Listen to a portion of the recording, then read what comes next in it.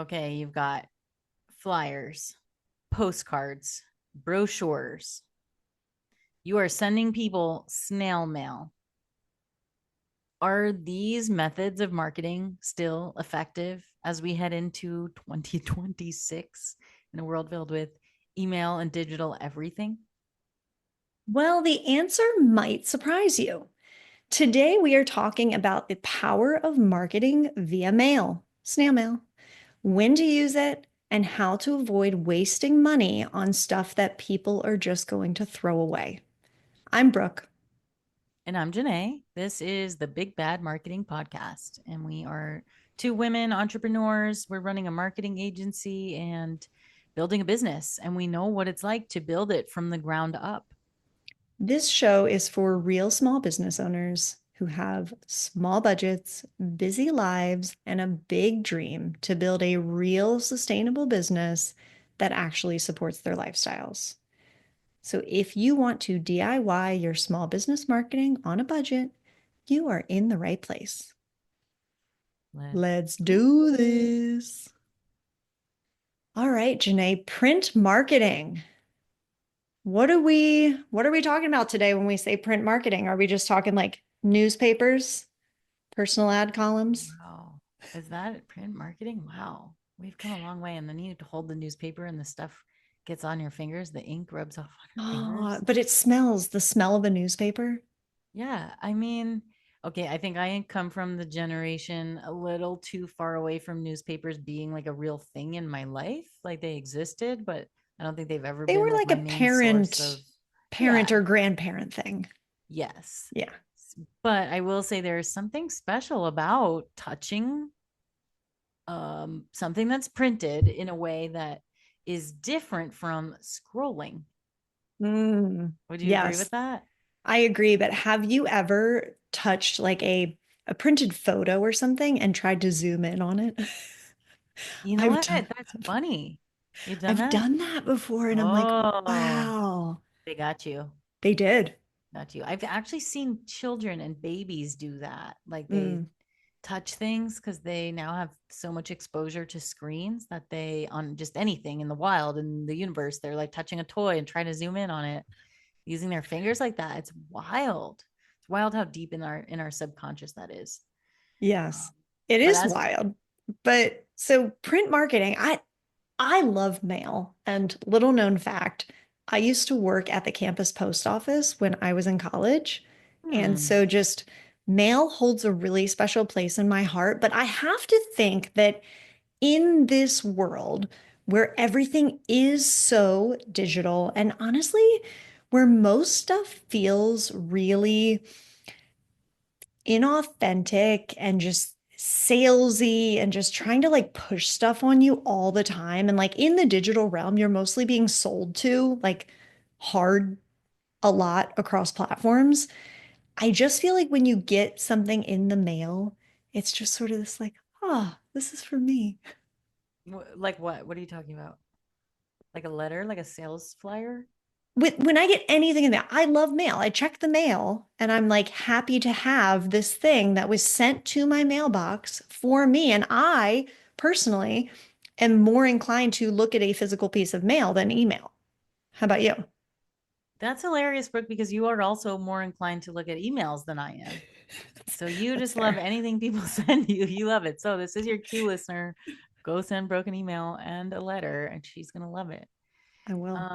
Okay, agree, strong. I love getting mail, but I love getting like a postcard from my niece in Boston or um like a letter from my friend or a thank you note or like a surprise package from someone. But I don't love walking back to my house with a pile of mail, which is mostly like flyers for credit cards, credit card offers, like real estate agents sending me a pamphlet. And the worst are those like Clipper magazines where it's like the local grocery store sends you a mini newspaper of what's on sale that month. Do you get those? There's a word for those. What is it like the circular or something? Sure. Yeah. You know what I'm talking about? Yeah. Anyway, I don't get those. But Well, what? yeah. But one of the things that we're going to talk about today, as we're focusing on direct mail, is which types of mail are the most effective for businesses, and really a situation in which a small business owner with a local business would really benefit from sending something in the mail. Let's do it. Yeah. So on the Big Bad Marketing podcast, we always want to bring you the best information that we can. So for this episode, we reached out to our friend Nikki Bernet at Local Trend.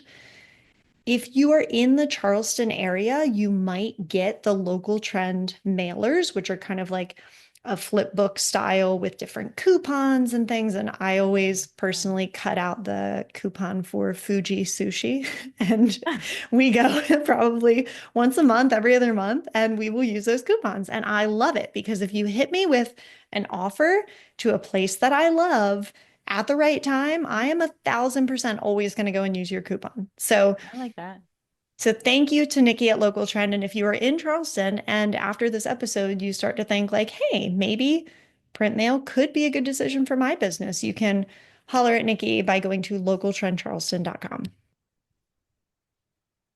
All right. So does print mail marketing work, Janae? 1,000,000%. I think you just nailed it with your coupon thing for the sushi place. We get one for a local pizza shop that I like, and I use that. And sometimes we get them for like a fast food restaurant, which I don't eat fast food in general. But when we get the coupon, I'm like, I really want to eat this right now. Like, let's go and let's use this coupon. Like, it's so stupid. It's just, but that's how it works. It's the psychology, right? I'm like, oh, yeah, that restaurant, let's go because it's now recently in my mind. Granted, a lot of them are for things that I don't want, so I toss them, but now they're still in my subconscious somewhere because I'm like, oh, now we need our roof replaced. I just saw a flyer for a roofing company. Right. And even more so when those brands are coming to you with like really cool colors and images that when you look at it, to your point, Janae, you're like, oh, I want to eat there. Look how good that looks.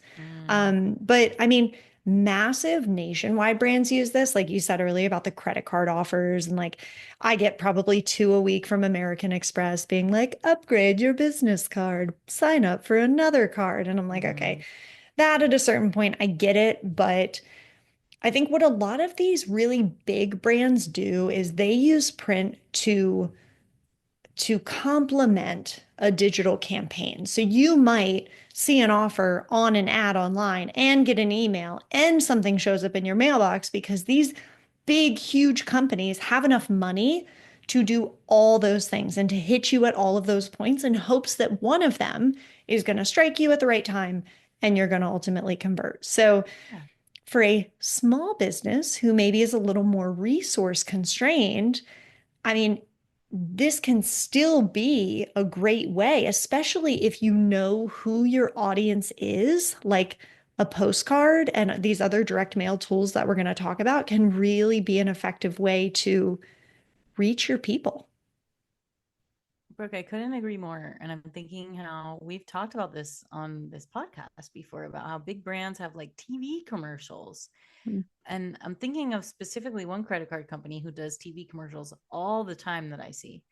And they're stupid commercials, but they're just sort of interesting or entertaining enough that I'm like, oh yeah. And now it's in my subconscious. And then when the flyer comes or the envelope with a pre-created credit card offer, I'm like, oh, you know what? I can sign up. And I have this familiarity with it. Often there's an appeal to authority because they get a celebrity on the commercial too. Um, and I guess where I'm going is like they're hitting you on all these touch points, not expecting you to convert and become a customer from a TV ad. But that's, I think, exactly where you're nailing it with the mail comes. And now you're like, oh, yeah, I remember this from all these other touch points. And now I have this. It's not just an offer. This is like a clear CTA, like fill this out, send it back to us, or scan the QR code and sign up right now. Like now they've got it in your subconscious. They've hit you a bunch of times with different billboards and this and that. Now they're sending you a thing so you can actually turn into a customer.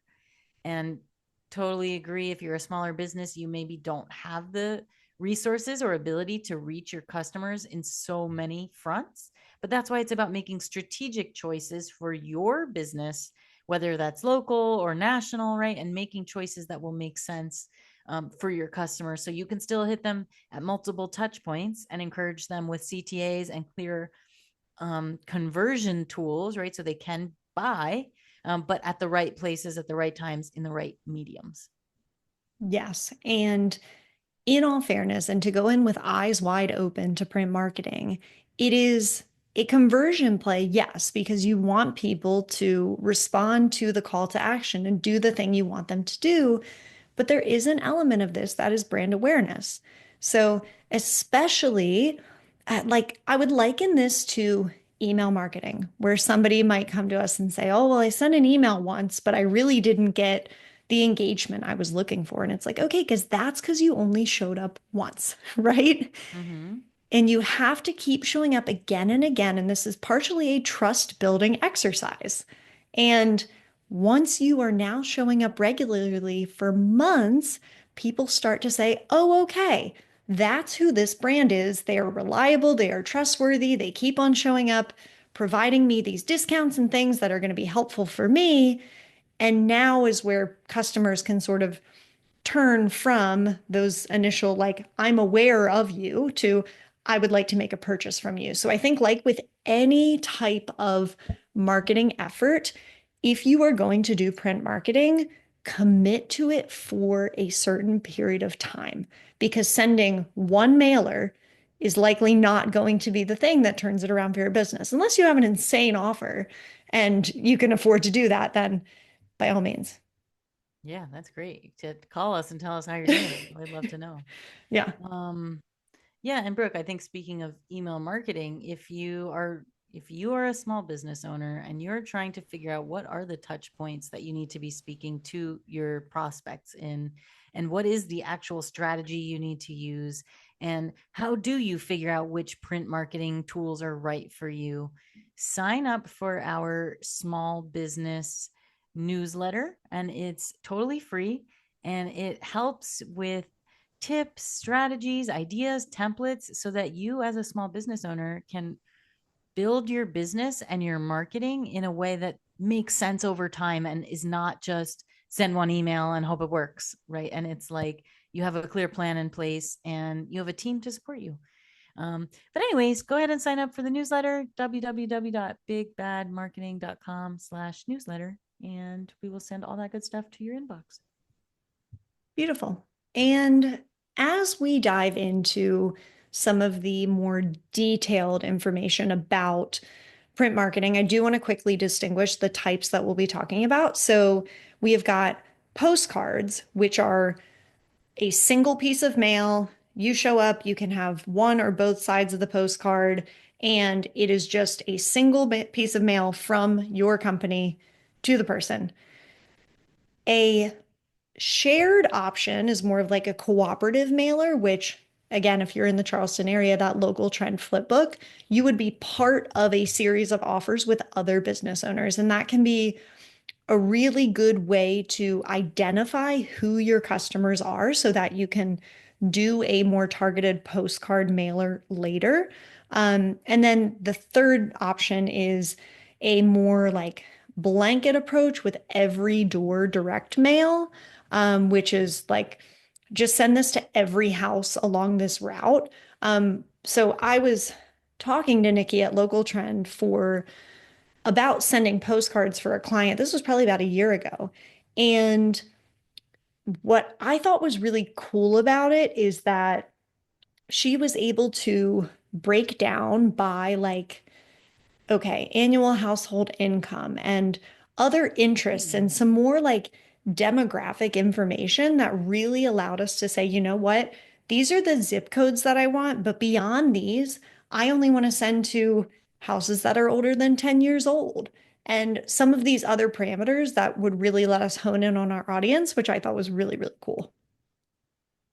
Oh, it's finding your customers, understanding who they are, and then reaching those on a more specific level versus it's what we've talked about before. It's fishing with the right hook and the right bait in the right area for a specific fish versus casting a wide net. Yeah. And I think all of the things that we talk about with print mail marketing are really just the best practices that apply to all marketing, right? Like have a clear offer, have a great CTA, make it easy for people to give you their money, like make it easy for people to respond to, make it clear. Like, so everything that we talk about here really just follows the best practices that we might give you for an email campaign or a website or Hmm. your social media posts, right? Like it really is just at the end of the day, it's all marketing. Could not agree more. Yeah. Okay, so Brooke, start to walk us through some of the stuff that we spoke with Nikki about in terms of what works, what doesn't work, what performs really well, who benefits the most from this print marketing. Yeah. So the types of businesses that tend to see the highest ROI from print marketing are the ones that are serving local needs. So we already talked about the home services businesses like roofing, real estate, restaurants, retail. The industries where the offers are immediately relevant to the people in the community. And the print can kind of build trust in a way that sometimes digital advertising doesn't, especially for like retail shops and restaurants and like those really local businesses where, to your point, Janae, you're like, I see how good that pizza looks on the mailer, and then I want to go to the pizza place. And Hmm. especially if the pizza place gives me $3 off my pizza on Tuesdays, then I'm even more inclined to do it. Sure. And it's hard to compete with these huge big box national multinational brands, and that's why I think that it builds trust when you're sending your local business and you serve local people and you're sending something to their home. They're going to get it. It's like a touch. They can touch it and feel it and see maybe a picture of you or your pizza or your crew on a roof fixing it, right? And there's this more real experience of what it's like to kind of work with you, see what you're doing. Where if you're just a huge multinational brand and you have all these resources, it becomes almost plastic when I Mm. get those mailers. I know that it's a different part of a different strategy for those big brands.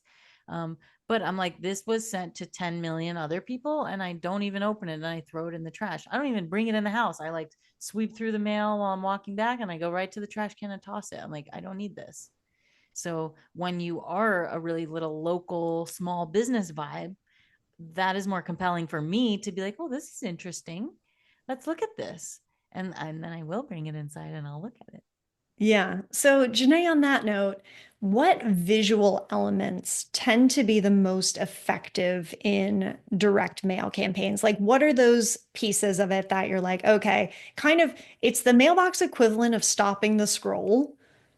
Sure, sure.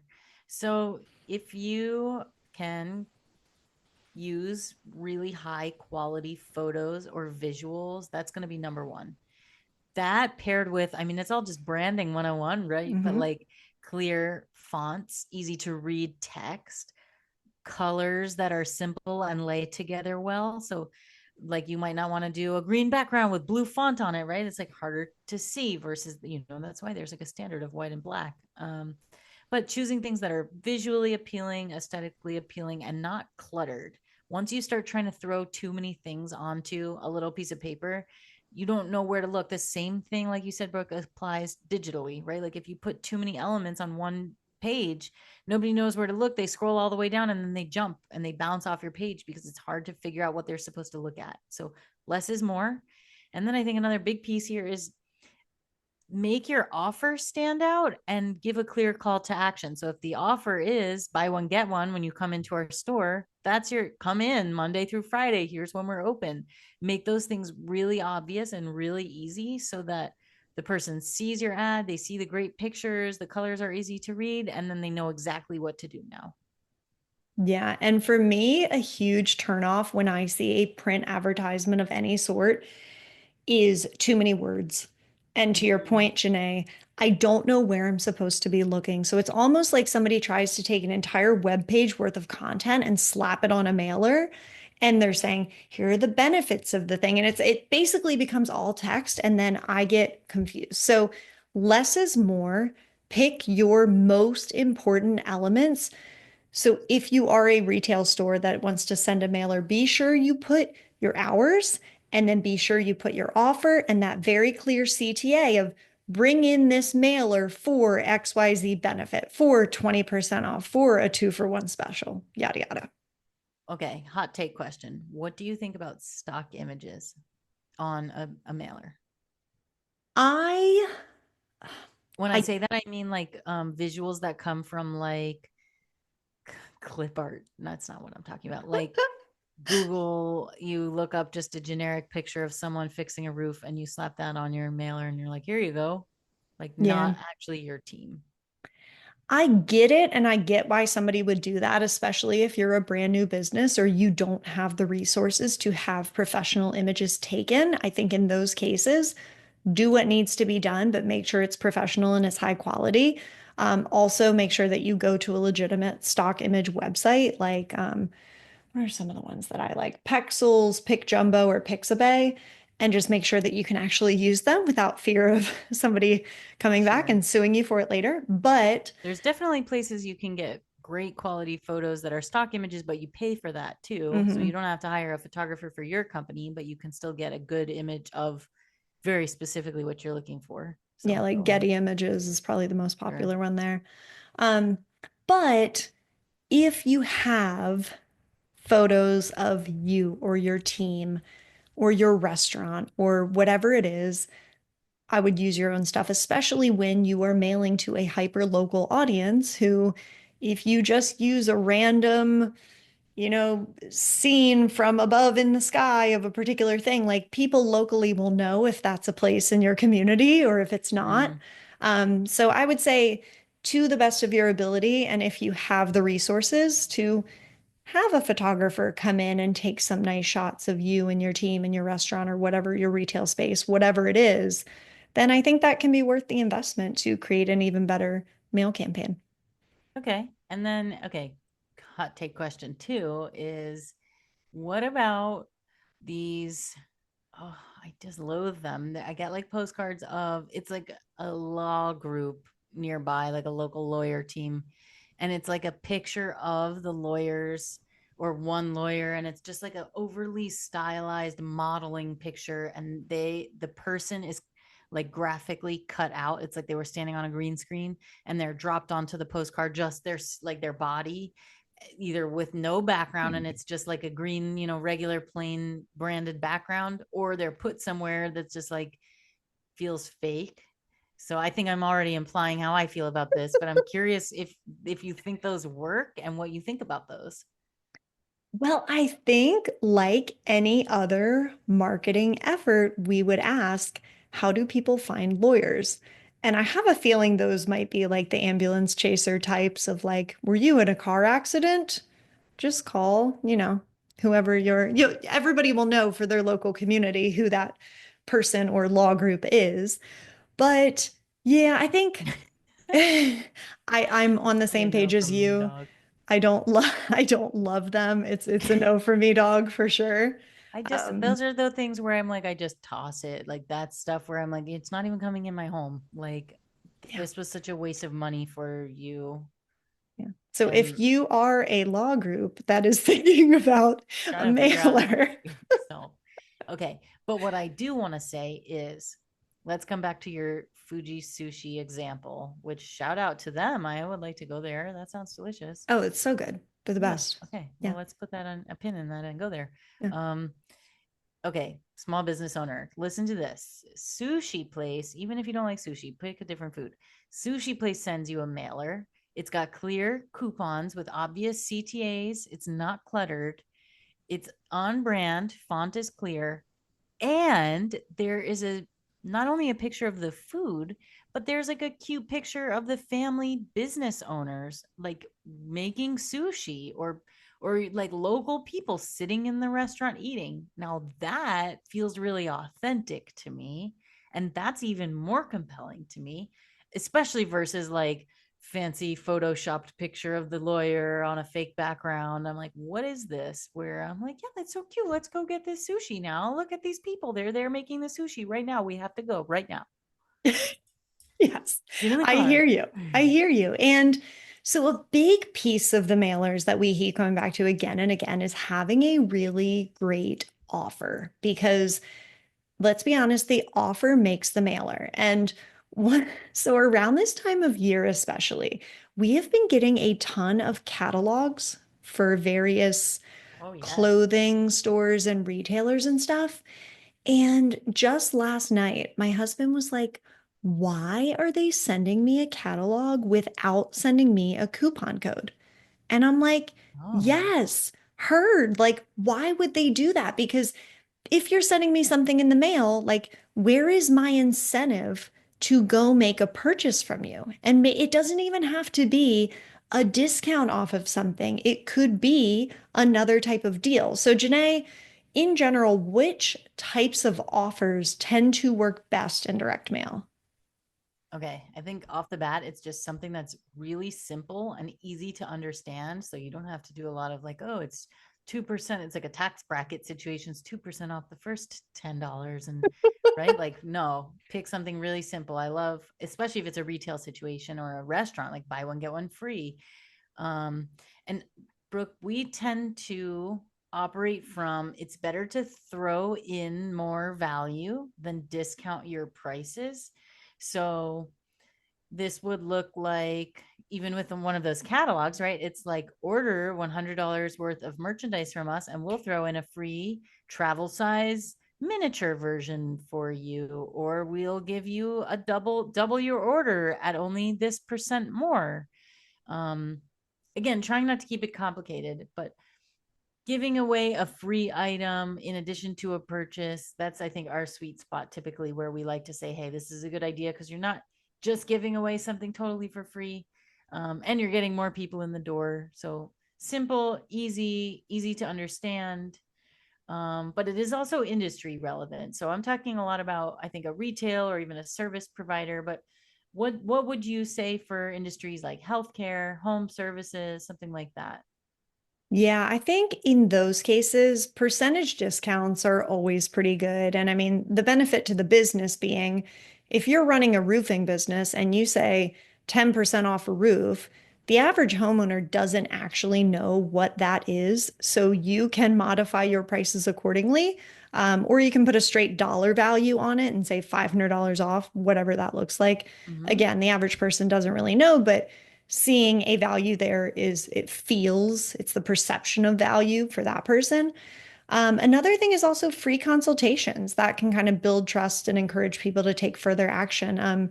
Really popular in home services is the idea of like free inspection. So we'll Mm-hmm. come inspect your crawl space for free. We'll inspect your roof for free. We'll inspect your plumbing problem for free, whatever it is. Sure. And that is kind of the equivalent of a warm lead because now you're already in the space and the homeowner is getting to know you and it You're kind like, of I will fix this. You will pay yeah, me because I'm here. exactly. So it just gives you more opportunity. But yeah, I think just generally with your offers, make them feel valuable, but not to the extent that somebody's going to be like, all right, what's the catch here? Like, Mm, okay, you're going to give me 90% off. What's the catch? How are you making money? So make sure. it something that also feels realistic. Sure. And okay, I'm thinking this is also a really excellent opportunity for your easy yes offers. So if you haven't yet built out an easy yes offer, this is your way to it's like a lead magnet. While it's not a freebie, it's an opportunity to give someone a taste and a sample of your service or your product, a small one that's easy to say yes to. It doesn't come with a huge risk of expense. So it's like a low cost, still solves their problem, at least a small part of their problem. And now they're familiar with you. It's easier to continue working with you because they've already worked with you. They know your style. So I'm thinking in terms of a mailer, I get a lot from a dentist, one that's like $99 x-rays or $99 cleaning, something like that, where it's, oh, that's an easy thing for me to say yes to. It doesn't feel complicated. I can come in and get my teeth cleaned, and then now I'll be there. They have me as sort of a captive audience. They can throw in, those a free toothbrush, and they can set me up. Are you ready for your next cleaning? We can schedule for 6 months out. Let's get your email address. And now we're building a relationship. Yeah. So, So when we talk about including those easy yes or foot in the door offers on a direct mail campaign, I mean, As a small business owner, like what are we talking about in terms of average ROI from a direct mail campaign? Or I imagine too that that's going to depend largely on the industry. Oh, yes. I think it also depends on the price points of what you are selling, right? Because when you're talking about a roofing company re-roofing a home, right, that's like a completely different, not only service or product, but price point than come in for one sushi meal, right? So we're talking, so it's, they're giving you a coupon to come in for like a free crab rangoons when you order sushi, right? Like that is so low risk because you already like sushi. Maybe you already like that restaurant. You get a little bonus, bing, bang, boom. But when you're talking about re-roofing a place, that's like a several thousand, tens of thousands of dollar investment. So probably you're going to be doing a little more due diligence, checking with a couple different companies. Um, all this to say, when you look at the expense of paying for a direct mailer to go out and you are making like and you're selling sushi, right? The price point of that one meal is, let's call it $50 for easy numbers, right? Like you have to justify against that the free thing you're giving away versus that you will make $50 versus um with the roofing company, maybe that costs $15,000, right? The cost of the mailer may seem really insignificant, but if you get one person to buy something for $15,000, that's a pretty good ROI. So it's going to be a volume play depending on the price point of the thing you sell.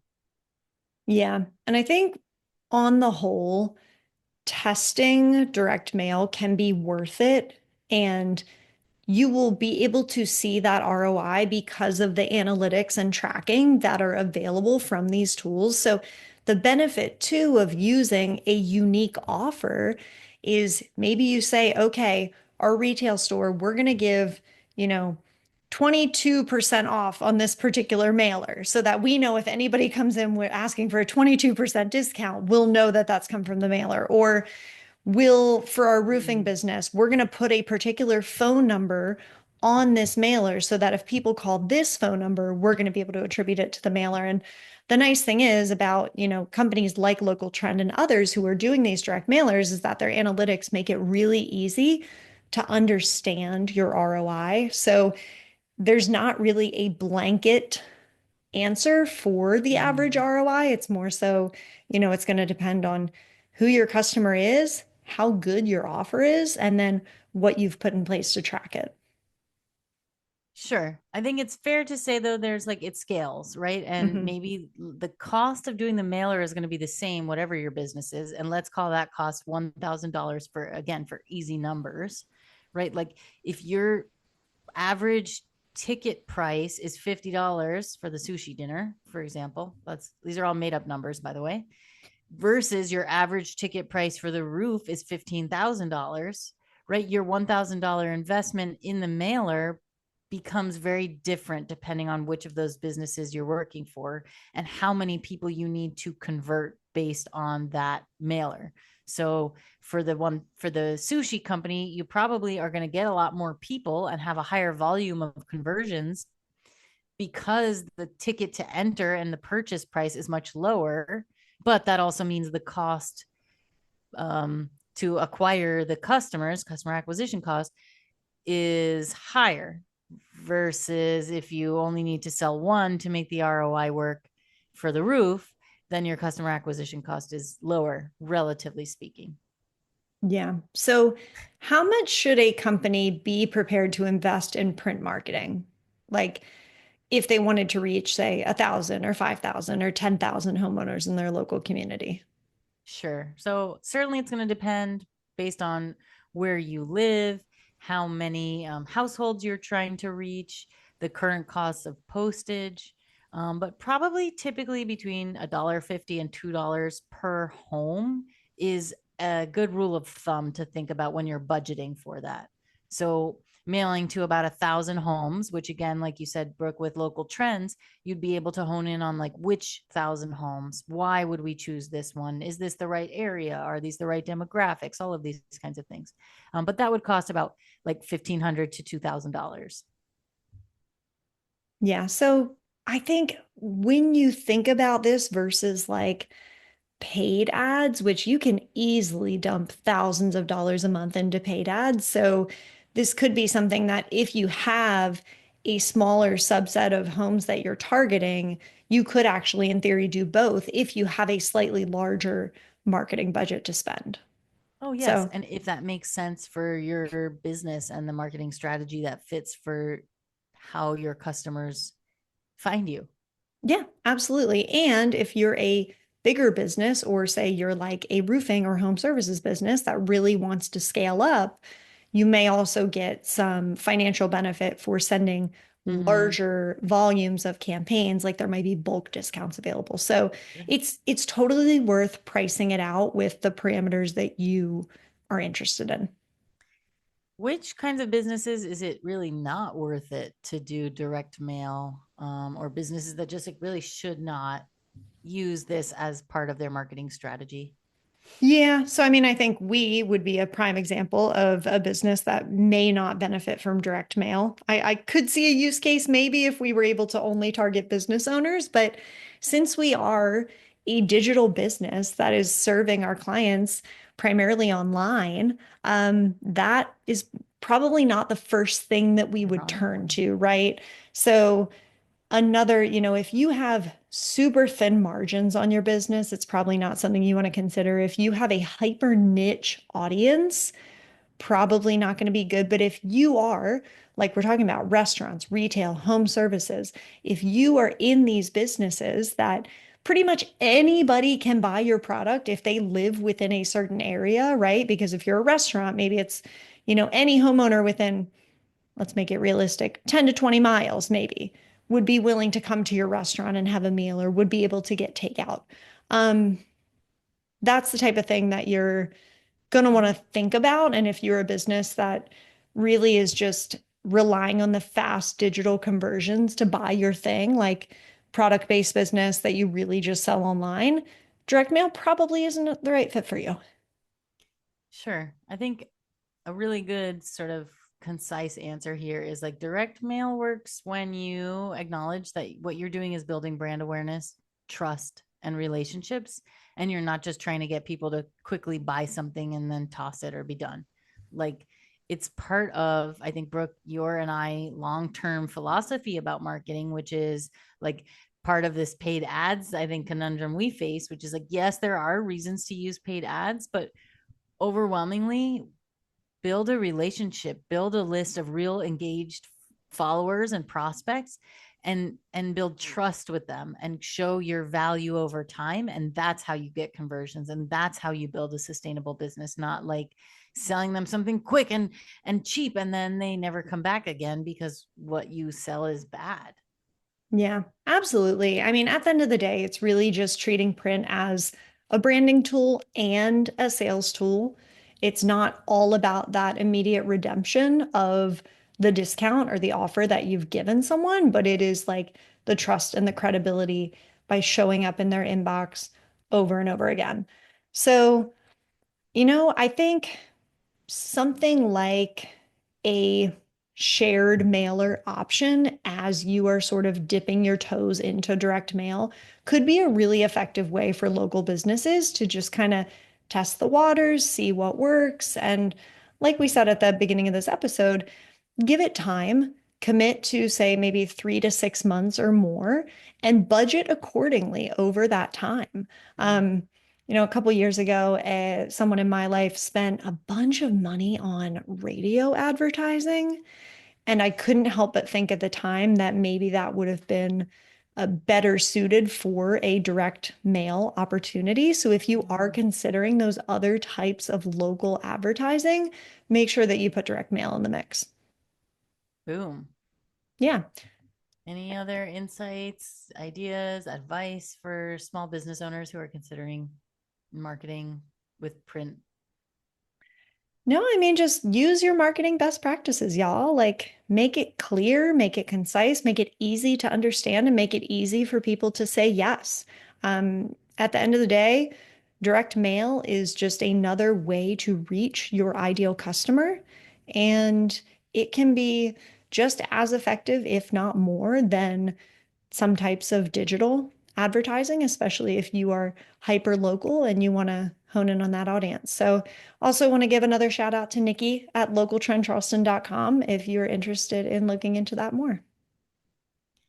Yeah, thanks for listening. Like and subscribe to the Big Bad Marketing Podcast so you never miss an episode and upskill, learn everything you need to know to make your business amazing. Thanks for listening.